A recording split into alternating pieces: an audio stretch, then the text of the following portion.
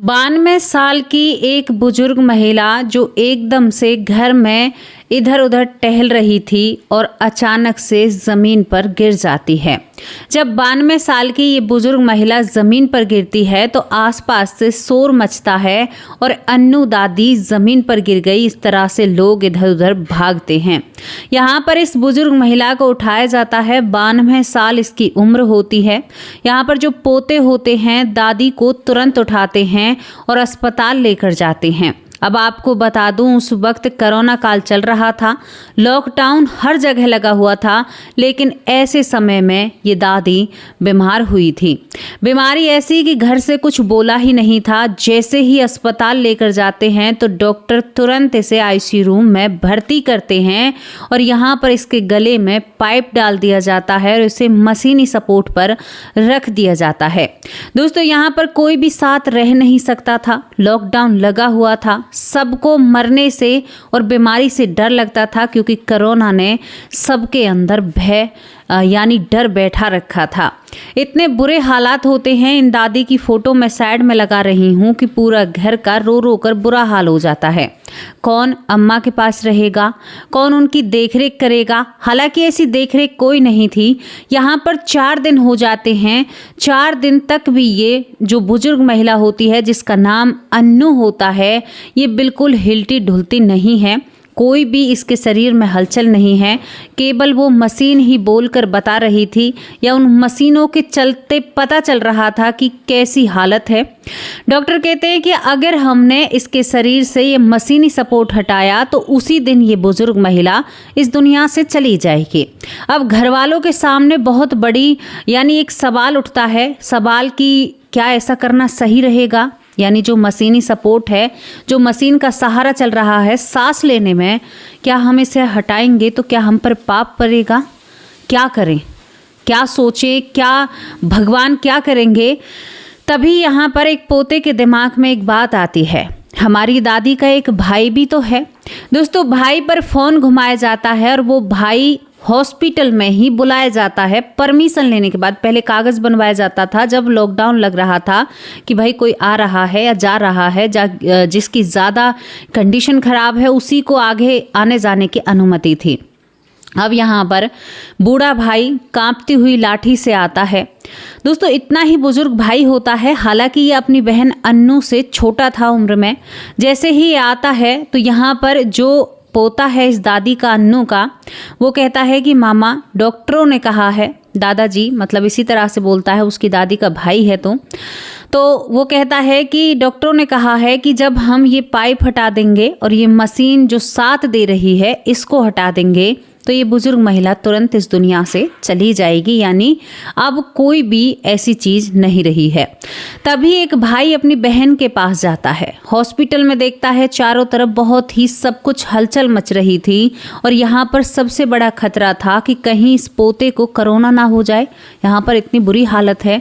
बेचारा रोड पर अकेला घूमता था। कहीं खाने तक के भी कोई ऐसी समाधान नहीं था या ऐसे कोई जगह नहीं थी। आप सब लोग जानते हैं कोरोना में क्या हुआ था। दोस्तों, यहाँ पर वो अपनी बहन से जाकर बात करता है। कहता है कि लाडली, अब बहुत दिन हो गए हैं, अब तुम्हारी बुजुर्ग, तुम्हारे हालत ऐसे हैं, तुम्हें कब तक ऐसे रख सकते हैं? माफ़ करना, हमें तुम्हें घर ले जाना होगा। यहाँ पर दोस्तों डॉक्टरों से कह दिया जाता है कि हमारा जो मरीज है उसे छुट्टी दो, हम उसे घर लेकर जाते हैं। एक भाई ने अपनी बहन के लिए फैसला लिया क्योंकि बहन 92 साल की थी, बहुत ज़्यादा उम्र थी। यहाँ पर जब ये फैसला लिया जाता है तो डॉक्टर एक पेज पर यानी एक कागज पर इन दोनों के एक का अंगूठा लेते हैं और पोते अपने यानी साइन करता है कि भाई हमारी कोई जिम्मेदारी नहीं है। बिल्कुल पूरे तरीके से इस बुजुर्ग महिला को घर लाया जाता है। जब यहाँ पर उन सारे मशीनी सपोर्ट को हटाकर इस बुजुर्ग महिला को घर लाया जाता है तो एक भाई ने फर्ज निभाते हुए अपने घर फ़ोन किया और वहाँ से कुछ सामान मंगाया कि भाई मेरी बहन अब मरेगी, डॉक्टरों ने कहा है कि इसे जब हटा देंगे तो ये बचेगी नहीं। और जब वो मशीनी सपोर्ट हट जाता है तो उसे इसी हालात में जब घर ले जाते हैं तो वो बिल्कुल हिलती धुलती नहीं है, बिल्कुल ऐसे कि ऐसे ही पड़ी रहती है, मानो इसके अंदर जान ही ना हो। दोस्तों, घर जाकर उसे चारपाई पर लिटा दिया जाता है। भाई भी बैठता है। यहाँ पर उस भाई ने अपने बच्चों से कहा था कि मेरी बहन के लिए नए कपड़े लेकर आना, क्योंकि मेरी बहन नए कपड़े पहनेगी और नए कपड़ों में जो मायके के होते हैं उन्हीं को पहनकर यहाँ पर जो एक महिला जब उसकी मृत्यु होती है ना, तो उसके आखिरी कपड़े भी मायके के ही होते हैं। ये एक रिवाज है। अब इसने अपने घर आदेश दे दिया था। दूसरी तरफ ये परपोते की दादी बन चुकी थी, तो ये सोने की सीढ़ी पर चढ़ चुकी थी। अब जो पोता है, इसका जो बेटे हुए हैं, 2 बेटे थे यानी 2 परपोते थे, तो वो सोने की सीढ़ी बनवाने के लिए चला जाता है। सबको लगता है कि ये मृत है। सब लोग इकट्ठा होते हैं, कुछ लोग काटी बनाने लगते हैं और यहाँ पर सभी को लग रहा था कि बिल्कुल ये मृत है। तो दोस्तों यहाँ पर आज का दिन इन्हें फिर भी रखना होगा। क्यों डॉक्टरों ने कहा है कि तुरंत प्राण नहीं निकलेंगे या ये नहीं होगा, तो यहाँ पर ये लोग इंतजार करते हैं। लेकिन कुछ लोगों को है कि भाई इसके अंदर कुछ भी नहीं है। अब एक ऐसे हालात बन रहे थे कि डॉक्टरों ने कहा था कि हटाने के बाद मृत्यु हो जाएगी। अब पता कैसे करें कि मरी है कि नहीं मरी है, यही सब कुछ चल रहा था। अब आप सोच कर देखिए कि 5 दिन हो चुके हैं। 5 दिन से उसने ना ही तो कुछ खाया है, ना ही कुछ पिया है।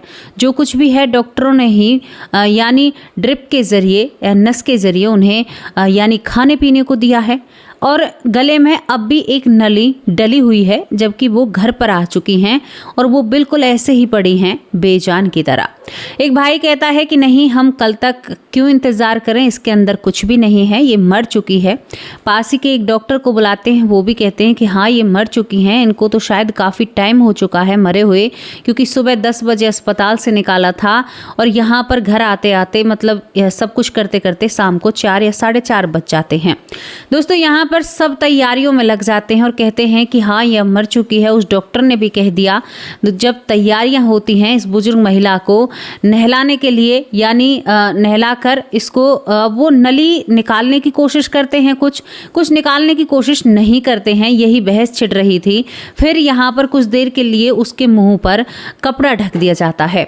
तभी उसके मुंह पर जब कपड़ा ढका जाता है कि बोले थोड़ी देर बाद नहलाएंगे, अभी और रिश्तेदार हैं उन्हें आने दीजिए, ऐसी बातें चलती रहती हैं। दोस्तों यहाँ पर जो भी आ रहा था बुजुर्ग महिला के पास बैठकर रो रहा था। अब जैसे ही देखते हैं तो इस बुजुर्ग महिला का शरीर हिलने ढुलने लगता है। जो अन्नू होती है, जब शरीर हिलने ढुलने लगता है तो यहाँ पर एक महिला एकदम से कपड़े को उघाड़ती है कि भाई कहीं भूत तो नहीं है, ये सब कुछ क्या हो रहा है। जैसे ही उस कपड़े को हटाया जाता है तो जो अन्नू बुजुर्ग महिला 92 साल की होती है, वो अपने हाथों से अपने गले में यानी पेट के अंदर जो नली थी वो काफ़ी लंबी थी, उसे खींच रही थी। यहाँ पर सब लोगों की या महिलाओं की चीखें निकल जाती हैं। जो रो रही थी वो ज़ोर ज़ोर से चिल्लाने लगती हैं। बाहर जब लोगों को पता चलता है कि महिलाएं क्यों चिल्ला रही हैं, जैसे ही सब लोग अंदर आते हैं वो कहते हैं ये क्या हो रहा है। उस दादी ने पूरी नली को अंदर से जो पाइप था उसे खींच दिया था, जो उसके पेट तक आंतों तक पड़ा हुआ था। उसको निकालने के बाद वो कहती है मुझे पानी पीना है, बहुत ज़ोर से प्यास लगी है। एक थोड़ा सा गर्म उस पानी को किया जाता है और इस बुजुर्ग महिला को पिलाया जाता है। एक भाई अपनी आंखें मीड़ने लगता है कि ऐसा कैसे हो सकता है, 5 दिन से मृत पड़ी हुई है और 5 दिन बाद कैसे जीवित हो सकती है। ज़्यादा लोग यहाँ पर थे नहीं, कोरोना का समय था, कुछ जाने यानी अपने जो खास लोग थे वही थे। हालांकि गांव का मामला था तो लोग इकट्ठा हो जाते हैं। दोस्तों यहाँ पर जब ये सब कुछ होता है ना, तो ये बुजुर्ग महिला कहती है कि अच्छा तुम तो मुझे जलाने के लिए लेकर जा रहे हो, अभी तुमने मेरे मरने की भी बाट नहीं देखी। तो एक भाई कहता है कि बहन मैंने ये फैसला लिया है। तभी वो कहती है कि अरे घबराओ मत, मैं मरी तो सच में ही थी, लेकिन मुझे तो भगवान दोबारा यहीं पर छोड़कर चला गया है। अब सबको ये हैरानी भरी बातें लगती हैं कि भाई तुम ऐसा क्यों कह रही हो, तुम सच में ही भगवान के पास से वापस आई हो। तो ये कहती है कि हाँ मैं भगवान के पास से वापस आई हूँ और अब तो फिलहाल वहाँ पर बहुत भीड़ लगी हुई है, लोग बहुत जल्दी जल्दी जा रहे हैं। मरने की जो गिनती है वो ज़्यादा बढ़ गई है, क्योंकि मैंने वहाँ पर सुना है। अब ये बात सबको एकदम बहुत अजीब लगती है, क्योंकि इस तरह से सटीक जानकारी। कोरोना चल रहा था चारों तरफ, हालांकि मरने की दर उस समय सच में ही बढ़ चुकी थी। तो इस बुजुर्ग महिला ने जीवित होकर कहा, जो 92 साल की थी, जो पढ़ना लिखना नहीं जानती है। अब लोग कहते हैं कि आप कहना क्या चाहती हैं, सीधे सीधे बताइए। तो वो कहती है कि मैं तो दिन के वक्त 11:30 बजे ही मर चुकी थी। 11:30 बजे जब मैं जाती हूँ तो बहुत बड़े बाग बगीचे मैंने वहाँ पर देखे, बहुत बड़ा खलियान था। यानी ये अपने आप को अच्छी जगह महसूस करती है जो बुजुर्ग महिला होती है। ये कहती है मैं वहाँ पर जाती हूँ, लेकिन दूसरी तरफ मैंने एक चीज़ देखी कि वहाँ पर बहुत चीख पुकार मच रही थी और बहुत ही हद से ज़्यादा भीड़ थी। तो वहाँ पर अजीब तरह के चेहरा जो होते हैं, अजीब चेहरों की तरह के व्यक्ति वहाँ पर थे। तो वो बातें कर रहे थे कि अब भीड़ ज़्यादा बढ़ चुकी है और ये और भी ज़्यादा बढ़ेगी। तो मैंने उनको वहाँ पर ये कहते हुए देखा। जब मैं थोड़ी सी आगे बढ़ती हूँ तो उस समय मैं एक व्यक्ति के पास पहुँचती हूँ जो बहुत ही तेज़ थे। मेरी आंखों से बर्दाश्त नहीं होता उन्हें देखना। जब मैं वहाँ पर पहुँचती हूँ तो एकदम चिल्ला कर कहा जाता है कि अरे इसको नहीं आना था, इसको क्यों लेकर आए हो, इसको वापस धरती पर भेजो। तो यहाँ पर ये कहती है कि वैसे तो कुछ भी नहीं है, लेकिन मेरी कमर में चोट लग चुकी है और मेरे सर में चोट लगी है, क्योंकि उन लोगों ने मुझे ऊपर से ही फेंक दिया था। और मैं एक बहुत अच्छी जगह, जहाँ पर वो कहती है कि उस बाग में इतनी अच्छी खुशबू आ रही थी कि मैं बता नहीं सकती। वो खुशबू तो मैंने आज तक नहीं सूंघी है। यहाँ पर दोस्तों जब सब लोग सुनते हैं तो उनको भी यकीन होता है इन बातों पर, क्योंकि ये दादी 92 साल की थी और ये दोबारा वापस लौट कर आ चुकी थी। ये कहती है कि मैं तो वहाँ से भेज दी गई हूँ, मैं तो फिलहाल जीवित हूँ, लेकिन तुम लोग इतनी जल्दी तैयारी क्यों कर रहे थे, क्योंकि इसे ये भी नहीं पता था कि ये अस्पताल में भी रहकर आई है। फिर ये अपने भाई को डांट लगाती है, कहती है कि तुमने मेरे मुँह में ये क्यों डलवाया, तुम मेरे भाई हो, मेरे फैसले ले रहे हो, लेकिन तुमने ये काम गलत किया है। तो सब हैरान कि तुम्हें दूसरी दुनिया के बारे में पता है, लेकिन तुम्हें ये नहीं पता तुम्हारे साथ क्या हुआ। तो वो कहती है कि मुझे कुछ भी नहीं पता है, मैं कल ही तो चलती चलती ज़मीन पर गिर जाती हूँ। फिर वो कहती है कि मुझे यानी टॉयलेट जाना है, वो बाथरूम जाती है। उसके बाद और भी बहुत सारी बातें बताती है, लेकिन जो अस्पताल का पल था वो बिल्कुल भूल चुकी थी।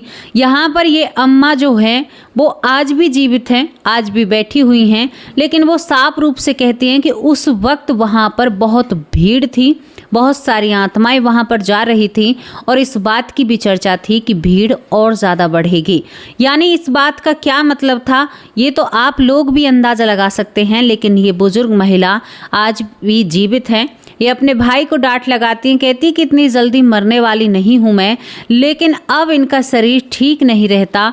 अब ये अपनी बातों में कहती हैं कि भगवान अब मुझे वापस मत भेजना, अब मुझे अपने पास बुला लो। लेकिन उस वक्त जब ये जीवित हुई थी तो अपने भाई को बहुत सारी डांट लगाती है, कहती है कि मैं और तू साथ चलेंगे, तुझे छोड़कर नहीं जाऊंगी। लेकिन अब इनका जी घबराता है, इन्हें बार बार दवाई लेनी पड़ती हैं, लेकिन आज भी ये जीवित बैठी हैं और इन बातों का ये साक्ष्य हैं। कहती हैं कि मैं वहाँ से वापस आई हूँ और वहाँ पर जो भी चीज़ें लिखी हुई हैं ना उनके बारे में, वो सारी चीज़ें सत्य हैं। हालांकि ये कहती हैं कि मैंने और तो कुछ नहीं देखा, मैंने वो बाग बगीचे और वो भीड़ देखी थी, लेकिन बहुत सारे मामलों में ऐसा देखने को मिलता है, बहुत सारे मामलों में कहा जाता है कि एक नदी है जो उफन रही है, जिसमें खून बहता है, जिसमें पीप बहता है और जिसमें बहुत सारे जानवर बहते हैं। बहुत ही उसमें जीना या उसको पार करना बहुत मुश्किल होता है। बहुत सारे लोग जलती हुई ज़मीन का जिक्र करते हैं,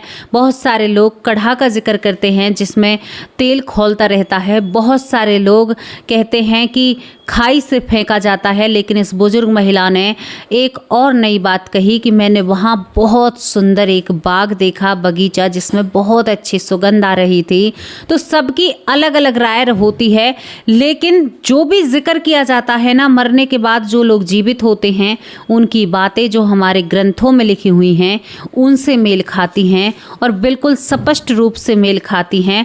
और वो कहते हैं कि हमने ये सब कुछ, यहाँ पर अन्नू के जो परिवार वाले हैं वो कहते हैं, अन्नू जो बुजुर्ग महिला है, कि हमारी दादी बिल्कुल भी पढ़ी लिखी नहीं है और उन्होंने कभी भी नहीं पढ़ा है कि मरने के बाद क्या होता है क्या नहीं। हाँ, ये ज़रूर है कि किसी भागवत या कहीं पर कोई पाठ हो रहा हो तो वहाँ पर ज़रूर ये सुनने जाया करती थी, लेकिन अन्नू हमारी दादी के कर्म हमेशा अच्छे ही रहे थे। उन्होंने अच्छे काम किए थे, कभी किसी को दुख नहीं दिया। गरीबी भले ही देखी है, लेकिन वो किसी को परेशान कभी भी नहीं करती हैं।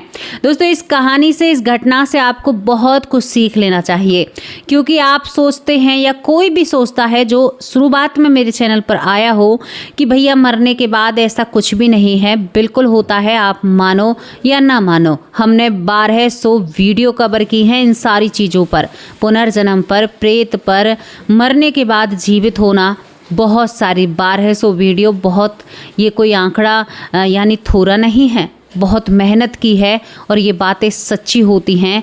आपको किस तरह की घटना ये कैसी लगी, इसके बारे में अपनी राय लिखकर ज़रूर भेजना। लेकिन ये घटना बहुत ही अच्छी है और लोगों को सीख देने वाली है। जो भी आपकी राय है, अपनी राय लिखकर ज़रूर भेजना। अब आप लोगों से विदा लेती हूँ, कल हाजिर होंगे एक सच्ची अच्छी स्टोरी के साथ। तब तक के लिए आप लोगों से विदा लेती हूँ। नमस्कार, जय हिंद, जय भारत। अपना और अपने परिवार का ख्याल रखिए, सुखी रहिए, स्वस्थ रहिए, मस्त रहिए और अपनी सेहत का पूरा ध्यान रखिए।